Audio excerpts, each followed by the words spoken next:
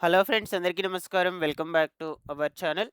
ఆంధ్రప్రదేశ్, తెలంగాణ రాష్ట్రాలకు సంబంధించిన latest weather report అయితే వచ్చింది. ఈ వీడియోలో మీకు శాటిలైట్ ఇమేజెస్ ద్వారా క్లియర్‌గా ఎక్స్‌ప్లెయిన్ చేస్తాను. నైరుతి బంగాళాఖాతంలో ఉపరితల ఆవర్తన ద్రోణి అనేది కొనసాగుతుంది. ఇది కొంచెం కొంచెంగా కదులుతూ మన ఆంధ్రప్రదేశ్ రాష్ట్రం వైపైతే దూసుకువస్తుంది. ముఖ్యంగా దీని ప్రభావంతో రాగల 24 గంటల పాటు ఆంధ్రప్రదేశ్, తెలంగాణ రాష్ట్రాల్లో వాతావరణం ఎలా ఉంటుంది? ఎక్కడెక్కడ వర్షాలు కురిసే అవకాశం ఉంటుంది? ఎక్కడెక్కడ ఉష్ణోగ్రతలు ఎక్కువగా నమోదు అవుతాయి? రానున్నటువంటి రోజుల్లో దీని ప్రభావంతో ఎక్కడెక్కడ వర్షాలు కురుస్తాయి? ఇలాగా పూర్తి వివరాల గురించి చెప్తాను. తప్పకుండా వీడియోనైతే ఎండ్ వరకు చూడండి. ఫస్ట్ టైం మన ఛానల్ చూసేటువంటి ప్రతి ఒక్కరు కూడా ఛానల్‌ని సబ్స్క్రైబ్ చేసుకునేసి పక్కనే ఉన్నటువంటి బెల్ ఐకాన్‌ని క్లిక్ చేసి ఆల్ నోటిఫికేషన్‌ను ఆన్‌లో పెట్టుకోండి. ఒకసారి మన టెలిగ్రామ్ ఛానల్‌ని చూసి అందులో కూడా జాయిన్ అయితే అవ్వండి. డిస్క్రిప్షన్‌లో లింక్ పెట్టినాను. మీకు డైలీ కూడా యూజ్‌ఫుల్ అయ్యే ఇన్ఫర్మేషనే గ్రూప్ ద్వారా అప్డేట్ చేస్తూ ఉంటాను. లేట్ చేయకుండా టాపిక్‌లో గనుక వచ్చేసినట్లయితే, మన ఏపీ, తెలంగాణ రాష్ట్రాలకు సంబంధించిన లేటెస్ట్ వెదర్ రిపోర్ట్ డీటెయిల్స్ అనేటువంటివైతే వచ్చేసేసాయి. ప్రస్తుతము నైరుతి బంగాళాఖాతంలో ఉపరితల ఆవర్తన ద్రోణి అనేది కొనసాగుతూ ఉంది. అయితే దీని ప్రభావంతో రాగల 24 గంటల పాటు ముఖ్యంగా వాతావరణం మన 2 తెలుగు రాష్ట్రాల్లో ఎలా ఉంటుందో క్లియర్‌గా శాటిలైట్ ఇమేజెస్ ద్వారా చూద్దాం మనం. ఓకేనా? సో, ఇది ప్రస్తుతం ఈ టైంకి సంబంధించినటువంటి వెదర్ రిపోర్ట్ ఇమేజ్ అనమాట.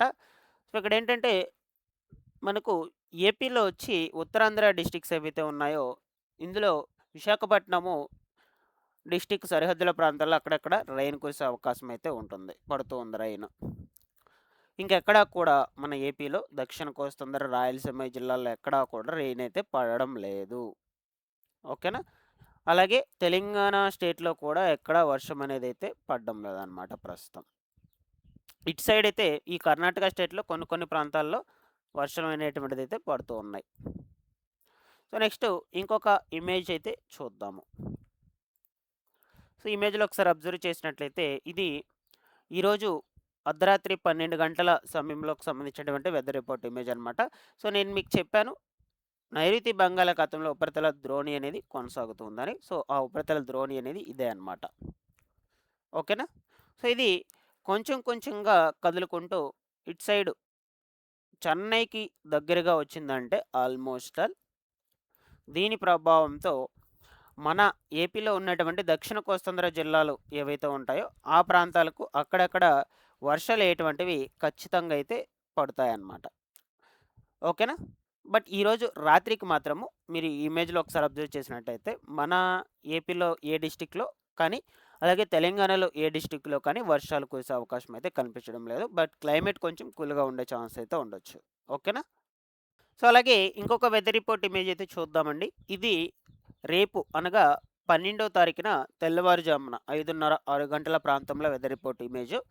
సో, ఇందులో ఒకసారి చూసినట్లయితే ఫస్ట్ వర్షాలు ఎక్కడ పడతాయో చూద్దాం. పడతాయా లేదా అని. ఈ యొక్క ఉత్తరాంధ్ర డిస్ట్రిక్ట్స్ దగ్గర నుంచి రాయలసీమ, దక్షిణ కోస్తాంధ్ర డిస్ట్రిక్ట్స్ వరకు ఎక్కడా కూడా వర్షాలైతే పడవు. ఫస్ట్ థింగ్ ఏంటంటే. బట్ క్లైమేట్ మాత్రం కొంచెం కూల్‌గా ఉండే ఛాన్స్ అయితే ఉండొచ్చు. అంతేకాని వర్షాలైతే లేవు. ఈవెన్ మనకు తెలంగాణ స్టేట్‌లో కూడా ఎక్కడా వర్షాలు ఎటువంటివైతే ఉండవు రేపు తెల్లవారుజామున. సో, ఇక్కడ మీకు ఉపరితల ద్రోణి అనేది కొనసాగుతుందని చెప్పాను కదా! సో, మీరు ప్రీవియస్ ఇమేజ్‌లో చూసినట్లయితే సో, అది వచ్చేసి ఈ ప్లేస్‌లో అయితే ఉన్నింది ఇక్కడ. సో, ఇది కొంచెం కొంచెంగా ఈ శ్రీలంక ప్రాంత సమీపాల దగ్గరకి విస్తరించడం జరిగింది. కదులుతూ, కదులుతూ. ఇది గనక మనకు ఇలాగే ఇట్లా వచ్చి చెన్నైకి దగ్గరగా ఆల్మోస్ట్ ఆల్ వచ్చి అక్కడ కేంద్రీకృతం అయ్యింది అనుకో, చెన్నైకి ఆనుకొని ఉన్నటువంటి మన ఏపీలో ఉన్నటువంటి ప్రాంతాలు ఏవైతే ఉన్నాయో తడ, సూళ్ళూరుపేట, నాయుడుపేట, గూడూరు, శ్రీకాళహస్తి, వెంకటగిరి, తిరుపతి డిస్ట్రిక్ట్ చుట్టుపక్కల పరిసర ప్రాంతాలు, నెల్లూరు డిస్ట్రిక్కు, కావలి ఇలాగా ఈ ప్రాంతాలన్నిటికీ కూడా వర్షాలు కొంచెం ఎక్కువగానే నమోదయ్యే అవకాశం ఉంటుంది. లేదు ఈ యొక్క ఉపరితల ద్రోణి అనేది ఇలా వెళ్ళిపోయిందంటే సో, మనకు వర్షాలు ఎటువంటివైతే ఉండవు. ఇలా వెళ్ళిపోయి అరేబియా సీస్‌లో మనకు తీరం దాటేసినట్లయితే రెయిన్స్ అనేటువంటివైతే ఉండవన్నమాట. సో, ఏదేమైనా నేను మీకు అప్డేట్ అనేదైతే అందజేస్తూ ఉంటాను. ఇంకా ఉన్నాయి వెదర్ రిపోర్ట్ ఇమేజెస్. సో, వాటిలో కూడా కొంచెం చూద్దాం ఇప్పుడు మనం. ఓకేనా? సో, ఇది ఇంకొక ఇమేజ్ చూసినట్లయితే రేపు మధ్యాహ్నము 1 గంట, 2 గంటల ప్రాంతంలో వెదర్ రిపోర్ట్ ఇమేజ్ అనమాట.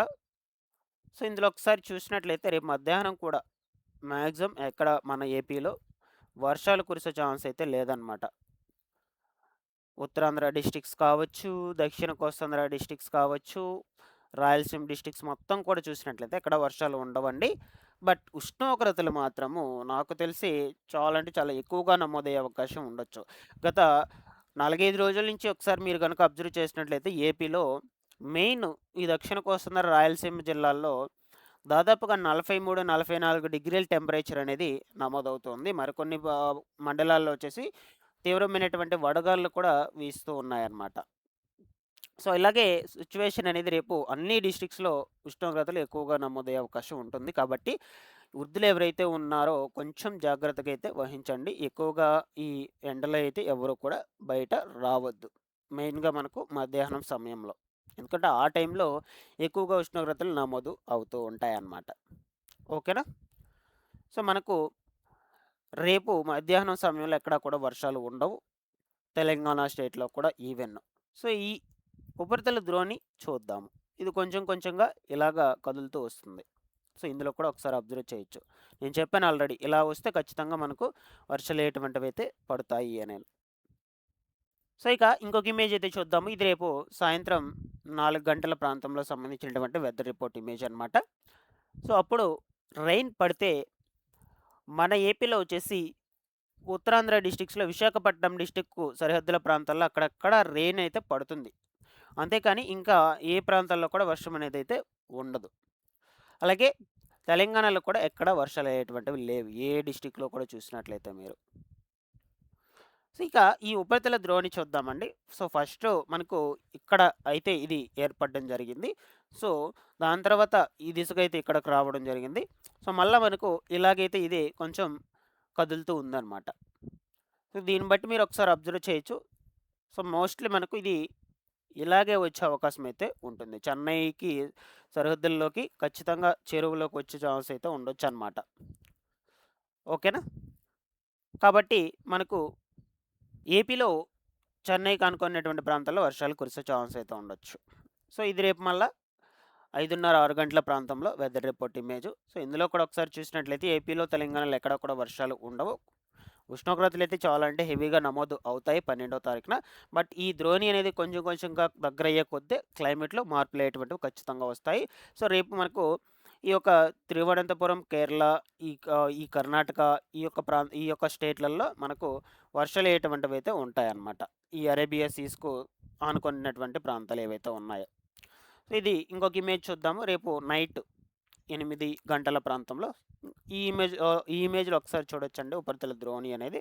సో, కొంచెం కొంచెంగా ఇలాగే కదులుతూ వస్తుంది మనకిది. ఇది ఉపరితల ద్రోణి అనమాట. సో, నేను మీకు దీని గురించి డైలీ కూడా రిపోర్ట్స్ అనేటువంటివి అందజేస్తూ ఉంటాను రెగ్యులర్‌గా కూడా. ఛానెల్‌ని సబ్స్క్రైబ్ చేసుకునేసేయండి. రెగ్యులర్‌గా పెట్టేటువంటి వీడియోస్‌ని ఫాలో అప్ చేస్తున్నాను guys. Thanks for watching this one. రేపైతే మనకు వర్షాలయ్యేటువంటివైతే ఏపీలో కావచ్చు, తెలంగాణలో కావచ్చు ఉండవు. మోస్ట్‌లీ ఉంటే ఉత్తరాంధ్ర డిస్ట్రిక్ట్స్‌లో అక్కడక్కడ ఉంటాయి.